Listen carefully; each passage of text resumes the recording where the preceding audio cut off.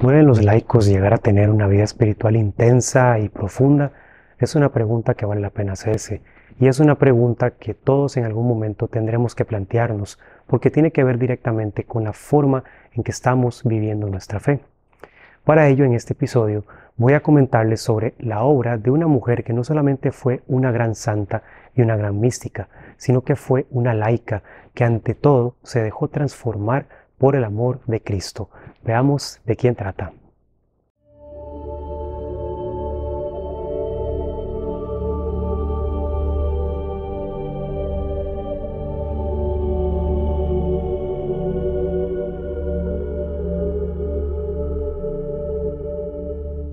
Hola queridos amigos, qué gusto tenerles por acá. Es una gran alegría para mí estar nuevamente con ustedes. Mi nombre es Marco Antonio Quesada, soy teólogo, psicólogo y educador y en este episodio voy a hablarles sobre una obra titulada En las fuentes de la Trinidad, que fue escrita, o mejor dicho, recopila los principales escritos de la gran mística italiana Itala Mela. Cuando leí por primera vez a Itala Mela, poco o nada sabía sobre ella. Es de hecho una de las místicas más desconocidas en el mundo hispano, no así en el mundo italohablante del cual ella fue oriunda. Esto debo decir es una verdadera lástima porque desde el momento en que leí sus escritos, mi visión sobre la Santísima Trinidad se vio notablemente cambiada. Fue muy impactante realmente cuando pude tener acceso a su testimonio. Y esto ciertamente puede ser así para muchos si se aventuran a conocerla, a conocer su vida. Itala, verán, fue una persona como muchos de nosotros en el mundo de hoy, alejada durante un tiempo de la fe católica, de Dios, de la vida espiritual y arrastrada por la vorágine de una cultura en la que lo sagrado y lo trascendente están cada día más ausentes, cada día menos presentes en las vidas de las personas. Ella, sin embargo, descubrió a Cristo y así descubrió al Padre y al Espíritu Santo. Así que, como vemos acá, este es el libro que protagoniza nuestro episodio de hoy. Fue publicado en el año 2002 por la Biblioteca de Autores Cristianos y está compuesto por 204 páginas en la que se recopilan algunos de los numerosos escritos dejados por la mística italiana. Esto es así porque su obra en total, y se van a sorprender, abarca hasta 42 volúmenes. Sí, 42 volúmenes, son muchísimos, pero apenas esto es lo que se conoce hoy en día, entre otros escritos desperdigados. Muy poco ha sido publicado en lengua española, la mayoría está por supuesto en italiano, así que bueno, como lo veremos a continuación, estos pocos escritos espirituales de Mela son, debo decir, una verdadera exquisitez, son una delicia, es un deleite poder leerlos, poder conocerlos, porque nos acercan a una experiencia mística y transformante de la Santísima Trinidad en lo profundo de nuestras almas. Así que vamos a conocer un poquito sobre su testimonio. Itala Mela fue una laica italiana mística y oblata benedictina quien nació el 28 de agosto de 1904 en La Spezia, en Italia. Ella fue hija de una familia de profesores ateos, lo cual es muy interesante, como vamos a ver, porque vivió en una época en que también Europa se acercaba a la Primera Guerra Mundial, la cual finalmente estalló en 1914 y duraría hasta 1918. Fue una época en que, como podrán intuir, la modernidad avanzaba rápidamente en Europa y Norteamérica, donde también la secularización y el positivismo cientificista se instauraban como los fenómenos dominantes en la sociedad y la cultura, se instauraban y se imponían como los movimientos intelectuales también en las universidades. A pesar de que sus padres no eran creyentes, Itala vivió los primeros 10 años de su vida bajo el cuidado de sus abuelos maternos. Sus padres no podían cuidarla por lo demandante de su trabajo atendiendo varias escuelas. Así que bueno, este fue el ambiente en que ella comenzó a desenvolverse, en el que creció, y fue precisamente en la familia de sus abuelos donde ella sería criada y formada en la fe católica, siendo bautizada, eso sí, de manera informal por una laica, y luego los ritos fueron completados el 27 de marzo de 1905. Posteriormente, Itala recibiría los sacramentos de la primera comunión y la confirmación el 9 y el 27 de mayo de 1915, respectivamente. Y bueno, acá es curioso notar cómo Itala fue una persona creyente en sus inicios, inclusive gozosa, pero algunos factores rápidamente influyeron en el decaimiento y en el abandono de su fe. Por ejemplo, algunas experiencias adversas que ella vivió, como la participación de su padre y sus tíos en la Primera Guerra Mundial, con todo el estrés que esto suponía. Imagínense lo que es ver que un familiar de ustedes va para la guerra. Probablemente algunos de ustedes lo sepan, entonces podrán tener una idea. Y fue la muerte de su hermano menor Enrique el 28 de febrero de 1920, lo que la alejaría por completo de la vida espiritual durante un tiempo. Ella ingresaría a la universidad el 11 de noviembre de 1922 en la residencia de las religiosas de Nuestra Señora de la Purificación. Esa tarde, de hecho, es curioso notarlo, su vida cambiaría notablemente. ¿Por qué? Las religiosas invitaron a las inquilinas a participar de un acto eucarístico. Y vean lo que ocurrió acá. En medio de la actividad litúrgica, nuestra protagonista vivió la primera de muchísimas experiencias místicas que serían determinantes para ella. Sería hasta el 8 de diciembre de 1922 cuando ella viviría una experiencia que la transformaría por completo. Fue experiencia tras experiencia lo que se fue dando acá de manera sucesiva, como el Señor fue tocando su corazón de nuevo, su corazón que estaba muy reseco, muy alejado de él. Ese día, su mejor amiga Angela Gotelli, una católica devota y compañera de habitación de Itala en su residencia, la invitaría a participar de las vísperas solemnes a la Santísima Virgen. Tanto el templo como la gente estaban imbuidos en un fuerte fervor, en una experiencia casi que extática de manera colectiva. Y el hermoso altar y la imagen de la Virgen envolvieron a Itala en la presencia divina. Ella cuenta que oró extática y envuelta en la gracia, y la conversión, como podemos ver, se había dado como un dulce regalo del cielo después de tanto sufrimiento.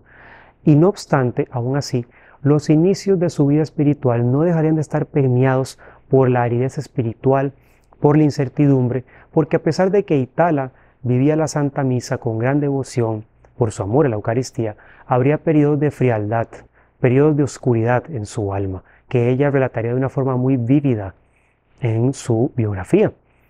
A pesar de eso, ella llegará a decir lo siguiente: Señor, te seguiré incluso en las tinieblas hasta la muerte. Sería una promesa que ella mantendría toda su vida. De esta forma, un año después, más o menos en 1923, ella se uniría a la FUCI, o Federación de Universitarios Católicos Italianos, una asociación compuesta por intelectuales católicos italianos del momento, entre ellos Giovanni Battista Montini, quien posteriormente sería el Papa San Pablo VI. Aunado a esto, su vocación para la vida religiosa sería muy intensa, muy fuerte, la cual, sin embargo, vean ustedes lo que sucedió, se vería impedida. Ella no llegaría a ser religiosa por una pleuresía y una endocarditis. El Señor tenía otros planes para ella a través de estos padecimientos que afectaban su salud.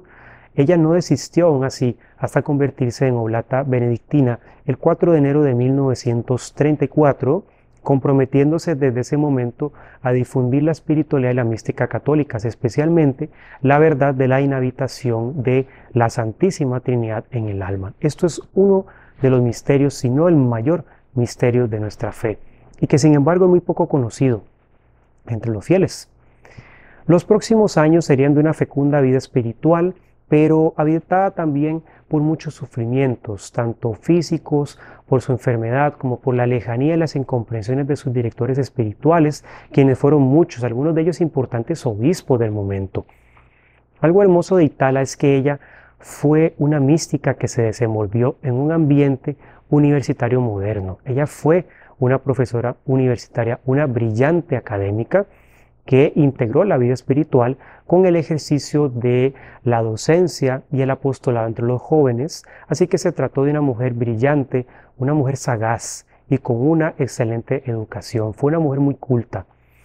Sin embargo, vean ustedes, su enfermedad le fue marginando paulatinamente hasta irse aislando poco a poco en su residencia en La Spezia. Quería el Señor que ella tuviese un alma cada vez más pura, quería purificarla a través del sufrimiento, y ella correspondió ante esto con un amor oblativo, con un amor que se dio a sí mismo del todo. Debido a las incapacidades provocadas por su enfermedad, en 1939 sería definitivamente separada de la enseñanza, pero de una forma muy dolorosa y muy injusta, porque ni siquiera le dieron derecho a una pensión económica. Ella, sin embargo, lo aceptó todo como voluntad de Dios. Vean ustedes cómo muchas veces los ambientes universitarios pueden definitivamente estar muy alejados de la presencia de Dios y cometer injusticias muy dolorosas, porque durante toda la década de los años 40, ella también se dedicaría a impartir una serie de conferencias y seminarios, así como componer múltiples escritos y dedicarse, por supuesto, a la oración contemplativa.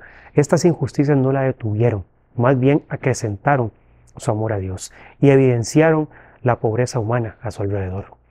Veamos entonces que se trató de una mujer en la que la modernidad y la cristiandad se encontraron, predominando la luz de la fe católica, que es la que ha moldeado a nuestra civilización occidental. Su vocación mística evolucionaría también hasta convertirse en todo un estilo de vida, queridos amigos, un estilo de vida eremítico en su residencia. Ella era una eremita urbana hasta que el 29 de abril de 1957 el Señor se la llevaría de este mundo a sus 52 años, de manera muy repentina, pero ya esperable. Ya mucha gente sabía que ella pronto partiría porque estaba muy enferma y su fama de santidad, vean ustedes, rápidamente comenzó a extenderse, siendo declarada sierva de Dios en 1968 y beatificada el 10 de junio del 2017 por el Papa Francisco. Vemos entonces que se trató de una laica que toda su vida dio testimonio de fe, dio testimonio de su profunda unión con la Santísima Trinidad, en medio de sufrimientos diversos, de injusticias que cometieron en contra suya, pero al final ella se ofreció ante el Señor, se ofreció a Dios y ofreció todo por la salvación de las almas. Así que conozcamos un poco más sobre esta encantadora obra. Como les decía, desafortunadamente la mayoría de los trabajos escritos por Itala no son todavía accesibles al público. Este es uno de los poquitos. Y en este sentido, la obra consta de dos partes. La primera es una detallada biografía de 51 páginas sobre la vida de Itala, la cual integra una serie de reflexiones teológicas con los elementos biográficos de la historia de nuestra protagonista. Es una especie de biografía con un matiz teológico. La segunda parte está conformada por una importante variedad de escritos que fueron compuestos por ella en diferentes momentos de su vida. Por ejemplo, están reflexiones escritas durante sus ejercicios espirituales, cartas a sus directores espirituales y personas allegadas, así como un notable escrito sobre la inhabitación de la Santísima Trinidad en el alma. Este escrito en particular es valiosísimo. Les recomiendo de verdad que adquieran esta obra y lo conozcan, porque va a cambiar su perspectiva sobre la Trinidad. Su estilo refleja su alto nivel educativo, por otra parte, pero a la vez sus confesiones plasman de forma muy transparente e inocente aquello que había en su corazón, un profundo de anhelo de unión con Dios unitrino, un profundo anhelo de unirse al Señor. Son pocos los escritos que en realidad se compilan en esta obra. Debo resaltar a modo de crítica constructiva que la biografía de la primera parte podría haber sido un poco más corta, tal vez, pues lo que más nos interesa es aquello que salió del corazón de nuestra mística. Sin embargo, tampoco es para mal. La sección biográfica es elocuente y para quienes no la conocen constituye una excelente introducción a su vida como a su pensamiento. Por otra parte, el tema fundamental, y esto es lo importante de esta reseña, el tema fundamental en este libro sin duda es la inhabitación de la Santísima Trinidad en el alma. ¿En qué consiste esto? ¿De qué trata este misterio? Muchos podrán preguntarse. Constituye una verdad y a la vez un misterio en la mística y la espiritualidad católicas. Es una realidad que, de hecho, ha sido testimoniada por varios místicos a lo largo de la historia, entre ellos Santa Isabel de la Trinidad, una de las más conocidas, cuyos escritos también estaré reseñando próximamente.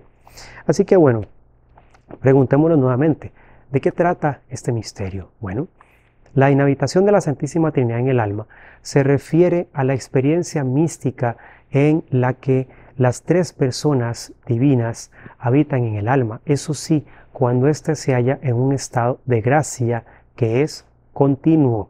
He ahí el detalle. Esto fue un aspecto fundamental que Itala siempre enfatizó. Hay que mantenerse continuamente en estado de gracia. Dios uno y trino se nos da a sí mismo en las tres personas divinas que habitarían en el alma, por lo que esta experiencia comporta un goce profundísimo, un goce muy profundo y perenne, es decir, continuo, es ininterrumpido. Tanto los padres de la Iglesia, inclusive como grandes teólogos como Santo Tomás de Aquino, nos hablarán también de esta realidad.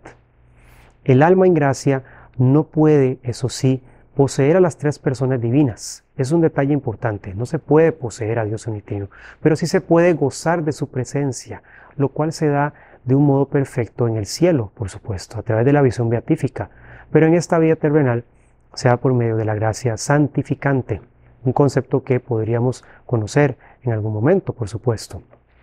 Es indispensable también que tras el bautismo, como primer paso hacia esta experiencia culmen de la fe, las personas se mantengan constantemente en gracia. Vuelvo a enfatizar en esto, porque no se trata de cometer pecados mortales, por lo cual podamos estar lejos de Dios. Se trata más bien de buscar estar lejos de todo pecado, frecuentando los sacramentos de la confesión y la Eucaristía, que son los dos principales para poder mantenernos en gracia. Fue la verdad que Itala testimonió durante toda su vida, y debo resaltar que al momento de consagrarse como oblata benedictina, ella profesó los 3 votos de pobreza, castidad y obediencia, pero también profesó un 4º voto, el de buscar siempre la forma más perfecta de obrar, y también llegaría a profesar inclusive un 5º voto, el de dar a conocer la verdad de la inhabitación trinitaria en el alma. 5 votos, 5 maneras de transmitir la fe y de vivirla en una sola vida, en una sola biografía. A esto consagró su vida, y es por ello que este libro resulta tan fundamental, pues ella fue una testigo cada vez más íntima y presencial de esta sublime realidad de nuestra fe, la cual constituye su fin último. Por otra parte, pensando en lo que me dejó esta obra, debo de resaltar su amor a la Santísima Trinidad. A través de su unión con Cristo, fue algo realmente sorprendente, queridos amigos, pues en sus escritos, sobre todo los que fueron elaborados durante sus retiros espirituales, se aprecia con toda viveza cómo un alma se va sumergiendo en el misterio divino. Así que veamos lo que ella nos dice en la página 144. Veamos acá lo que nos dice. Dios ha querido vivir en la intimidad más estrecha con nosotros. No se ha contentado con dejarnos en la Eucaristía la posibilidad de recibir por pocos instantes en nuestro corazón al Verbo humanado, sino que ha querido que, desaparecida la presencia física de Cristo, el alma no quedase vacía o sola, sino que gozase de la presencia de las 3 divinas personas sin interrupción. Me encantó, debo reconocerlo, realmente me encantó. Su amor apasionado, sufrido, así como su entrega, todo esto se mueve envuelto en una extraordinaria erudición que no hace sino convertir su lectura en un deleite y en una invitación a vivir este misterio en nuestro propio camino como ella siempre lo quiso. Itala fue una gran conocedora, por ejemplo, del latín, de los padres de la Iglesia, así como también vivió activamente el calendario litúrgico en su cotidianidad, dejándose llevar hacia la experiencia de la inhabitación trinitaria poco a poco. Por otra parte, debo resaltar también el conocimiento a nivel de la experiencia que ella llega a desarrollar de la regla de San Benito. Es maravilloso también. Fue un conocimiento práctico, un conocimiento experiencial, en especial en lo que se refiere a la virtud de la humildad. Es así como al leer sus escritos acompañamos a Itala en su camino de fe, hasta llegar a una total unión con Dios, a un total abandono en Cristo. Así que veamos lo que nos dice en la página 85. Es realmente sorprendente porque cuando uno se da cuenta del nivel de unión que se puede alcanzar con Dios, es muy esperanzador, sobre todo en este mundo. Dejar todas las cosas para seguirle, para que, rotos todos los lazos y consumados todos los sacrificios interiores y exteriores, nuestra alma goce de Él que se da a quien lo busca en el silencio, en la soledad, en el desprendimiento de sí y del mundo. Es hermoso, ¿no creen? La difusión de esta gran verdad fue algo considerado por ella como una gran obra, una obra que desarrolló a través de un apostolado en el que integró su vida académica como docente con su vida religiosa como oblata y en última instancia como una laica que vivió en este mundo con un pie en la eternidad. De esta manera, y para terminar de atraerlos hacia este excelente trabajo de edición, veamos lo que nos dice en la página 167. Es realmente sorprendente, porque en esta parte ella nos da una idea más clara sobre aquello en que consiste la unión con la Santísima Trinidad. No buscaré a la Santísima Trinidad lejos de mí, en la soledad del cielo, sino en mí, en mi alma, ya que en ella habita y sería absurdo querer olvidarlo y descuidarlo. La vida divina me rodea, la siento y la veo en mí, en torno a mí, como una atmósfera absorbente que me da la alegría del reposo en Dios. Realmente entonces se trata de un testimonio de fe que necesitamos conocer para darnos cuenta cuál es la cima a la que podemos llegar. Creo que el legado de esta gran mística contemporánea es todavía muy desconocido, como lo decía anteriormente, y sin embargo, para quienes hemos podido saber de ella, para quienes hemos podido leer sus escritos y aprender de su testimonio y de sus enseñanzas, es sin duda un legado importantísimo. Uno pensaría que en esta época ya no puede haber posibilidad de alcanzar una vida mística como la que testimonia Itala, como la que testimoniaron tantos santos y místicos. Ya no puede haber posibilidad de llevar una vida santa, una vida dedicada a la oración, una vida en la que podamos reposar continuamente en la presencia de Dios. Y sí, por una parte vivimos en una época cada vez más descristianizada, marcada por el relativismo y por el indiferentismo religioso, por los extremismos ideológicos y toda clase de fenómenos que nos muestran la ausencia de Dios en la sociedad y la cultura.